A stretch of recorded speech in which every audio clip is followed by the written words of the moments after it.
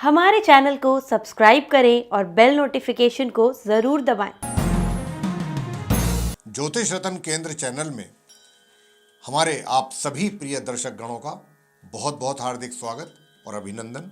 मेरे प्रिय साथियों, मैं हूं आचार्य पंडित सर्वदानंद शर्मा। मेरी ओर से भी आप सभी को बहुत बहुत प्यार भरा नमस्कार। तो मेरे प्रिय साथियों, आज के हम इस कार्यक्रम में जो आपसे चर्चा करने जा रहे हैं, ये एक ऐसे विषय को चर्चा है, मतलब एक ऐसे विषय के ऊपर चर्चा है कि इसका ध्यान रखना हमारे जो हिंदू रीति रिवाजों के अनुसार जो भी हमारे फंक्शंस होते हैं, मांगलिक कार्य होते हैं, उसमें इसका बड़ा ध्यान रखना जाता है। इस कार्यक्रम मतलब इस विषय का, और ये है, इस विषय का नाम है खरमास। इसको हम खरमास भी कहते हैं और इसको मलमास भी कह देते हैं। तो अब आप कहेंगे ये खरमास चीज क्या है? देखिए प्रिय साथियों, ये खरमास या मलमास ये वो चीज है कि जब इसका आरंभ होता है, लगभग 1 महीने ये रहता है। लगभग क्या, एक ही महीने के एक आध दिन आगे पीछे, 1 महीने में इतना ये रहता है, और वर्ष में ये 2 बार आ जाता है। और जब ये आता है तो उस समय हमारे जितने भी बड़े शुभ और मांगलिक कार्य हैं वो संपन्न नहीं होते हैं। एक तरीके से उन पर विराम लग जाता है। ये वो समय अवधि होती है, क्योंकि इसको शुभ नहीं माना जाता है। इसके पीछे क्या कारण है, लॉजिक क्या है हमारे शास्त्रों में? वो ये है कि जो सूर्य देव हैं वो, उनके 7 घोड़े हैं, वो परिक्रमा करते हैं ब्रह्मांड की। तो जब वो ब्रह्मांड की परिक्रमा कर रहे थे तो उनके जो घोड़े थे, क्योंकि सूर्यदेव तो अगर अपनी एक तरीके से अगर वो कहीं रुक जाएंगे तो सारा जो जीवन है ये समाप्त हो जाएगा। तो आप भी देखते ही हैं, सूर्यदेव रुकते नहीं हैं, तो वो अपने रथ पर घूमते ही रहते हैं। तो वो अपने ब्रह्मांड का परिक्रमा कर रहे थे और 7 घोड़ों के साथ कर रहे थे। उनके घोड़े थक गए, और जब वो थक गए तो सूर्यदेव की इच्छा हुई कि वे जो है इन घोड़ों को कहीं थोड़ा रेस्ट दिला दें और इनको पानी वगैरह कुछ पिला दें ताकि ये कुछ रेस्ट कर सकें। फिर उसके बाद, लेकिन फिर तुरंत ही उनके दिमाग में ये चीज़ आई कि अगर ये मैंने इनको यहाँ पर रेस्ट करा दिया, रोक लिया, तो जो जनजीवन है वो तो सब समाप्त हो जाएगा मेरे रुकते ही। तो रुकने की तो परमिशन ही नहीं है, रुकने का तो कोई है ही नहीं बात, दूर दूर तक चलते रहना है। तो आगे चल करके उनको एक तालाब दिखाई दिया, और तालाब के किनारे 2 गधे खड़े हुए थे। उन गधों को देख करके उनके दिमाग में एक आइडिया आया। वो ये आया कि ऐसा करते हैं कि इन घोड़ों को तो हम यहाँ रेस्ट करवा देते हैं, इनको खोल देते हैं, ये पानी वगैरह भी पी लेंगे, रेस्ट कर लेंगे, और इन दोनों गधों को हम इन घोड़ों की जगह अपने रथ में लगा लेते हैं। तो अंडरस्टूड है कि भाई जब 7 घोड़े हैं, वो गधे हैं, तो उनकी स्पीड में तो फ़र्क आना ही है। तो एक तो उससे स्पीड बहुत कम हो गई रथ की, स्टॉपेज तो नहीं हुआ, रुके तो नहीं, लेकिन स्पीड बहुत कम हो गई। तो जब वो स्पीड कम हो जाती है तो इसको शुभ नहीं माना जाता है उस समय अवधि को जिसमें उनकी वो स्पीड कम हुई थी सूर्यदेव के रथ की। और खर का मतलब भी गधे से ही है, खर का मतलब गधा होता है। तो ये इस प्रकार की पौराणिक कथा है जो हमारे शास्त्रों में मिलती है। तो आइए अब इसके विषय में हम आपको पूरी जानकारी देते हैं खरमास से संबंधित। और बहुत महत्वपूर्ण ये विषय है, बहुत महत्वपूर्ण चर्चा है, और बहुत संक्षेप में हम इसके विषय में आपसे बात करेंगे। तो आइए प्रिय साथियों, इस वर्ष की जो 14 दिसंबर है 2021, मार्गशीर्ष महीना, शुक्ल पक्ष की एकादशी तिथि दिन मंगलवार से ये खरमास आरंभ हो रहा है, 14 दिसंबर 2021 से। और 14 जनवरी 2022 पौष माह की शुक्ल पक्ष की द्वादशी तिथि दिन शुक्रवार को ये समाप्त होगा। खरमास के महीनों को हमारे शास्त्रों में शुभ नहीं माना गया है, जैसा मैंने आपसे कहा है। इस दौरान मांगलिक कार्यों को करने की पूर्ण रूप से मनाही होती है।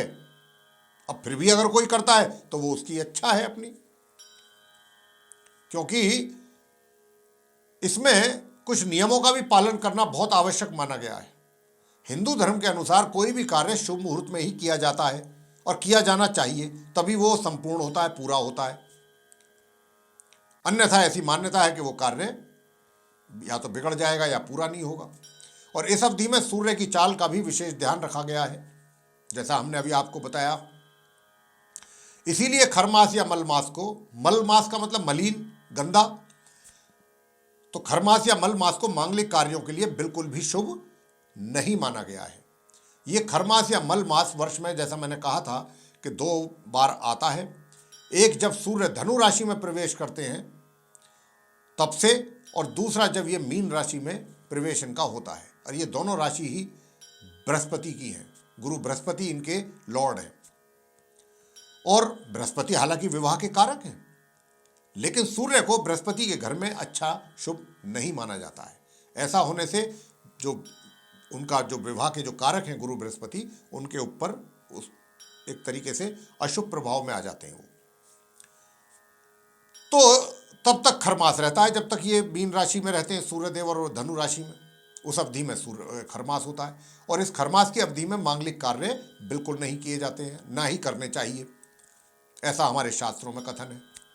खरमास के कुछ आवश्यक नियम हैं, और ऐसी मान्यता है कि इस खरमास की अवधि में सूर्य की गति धीमी हो जाती है, जिसके कारण कोई भी शुभ कार्य सफल नहीं होता है। इसी कारण से नहीं होता है वो, जैसे विवाह, सगाई, एंगेजमेंट, रिंग सेरेमनी, वधू का प्रवेश घर में, गृह प्रवेश, गृह निर्माण तथा नया व्यापार आदि भी आरंभ नहीं करना चाहिए। नया कार्य कोई आरंभ नहीं करना चाहिए, बड़ा शुभ कार्य।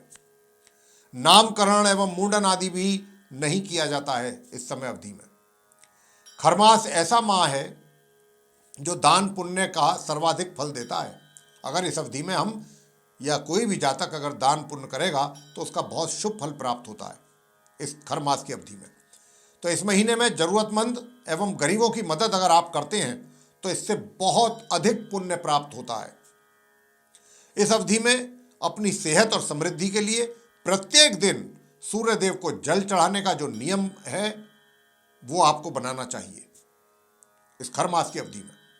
और सूर्योदय से पहले स्नान कर लेना चाहिए और चढ़ते सूर्य को आप अर्घ्य दें। इससे मनोवांछित फलों की प्राप्ति निश्चित रूप से होती है। इस अवधि में गौ सेवा का भी बहुत विशेष महत्व है प्रिय साथियों।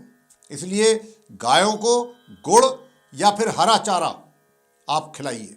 और साथियों, अगर ये संभव नहीं है गाय की सेवा करना तो आप घर में भी अपने गाय की या तो मूर्ति रख सकते हैं छोटी सी, या कोई तस्वीर लगा सकते हैं, उसकी पूजा कर सकते हैं पूरे माह। ऐसा करने से भी भगवान श्री कृष्ण की विशेष कृपा प्राप्त होती है, ऐसा कथन है शास्त्रों में। इन बातों का आपको विशेष ध्यान रखना है। किन बातों का? वैवाहिक कार्य, गृह प्रवेश, भूमि पूजन, मुंडन और तिलक आदि करने से अशुभ फलों की प्राप्ति होती है।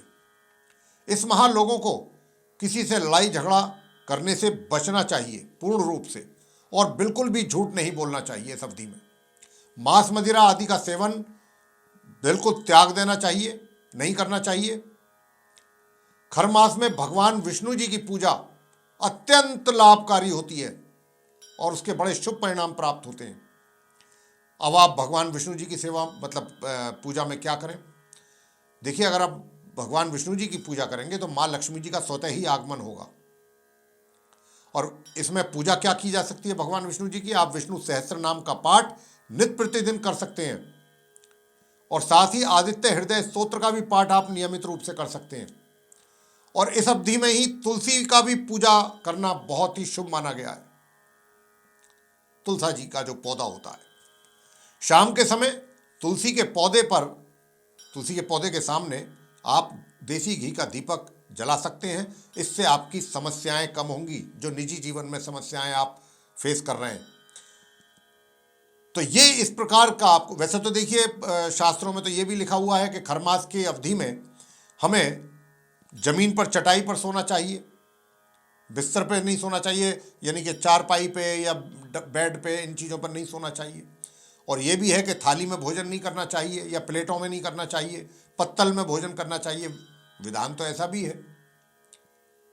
अब ये निर्भर करता है कि हम इन नियमों को कितना अपने जीवन में लागू करते हैं खरमास की अवधि में। तो ये जो थी जानकारी थी खरमास से संबंधित। तो इसी जो हमने बताया आपको 14 दिसंबर से 14 जनवरी के बीच में वो सारे बड़े शुभ मांगलिक कार्य बंद रहेंगे, वो नहीं होंगे संपन्न। तो इसी की जानकारी हमने आपको ये दी थी खरमास से संबंधित। ये आपको प्रोग्राम आज का अच्छा लगा तो आप इसे पसंद करें, लाइक करें और चैनल को भी सब्सक्राइब करना ना भूलें। साथ ही जो ये हमारा वीडियो है इसको अधिक से अधिक मात्रा में आप शेयर करें लोगों के साथ, अपने मित्रों के साथ, ताकि सभी को इस विषय में जानकारी प्राप्त हो सके और सब इसका लाभ ले सकें।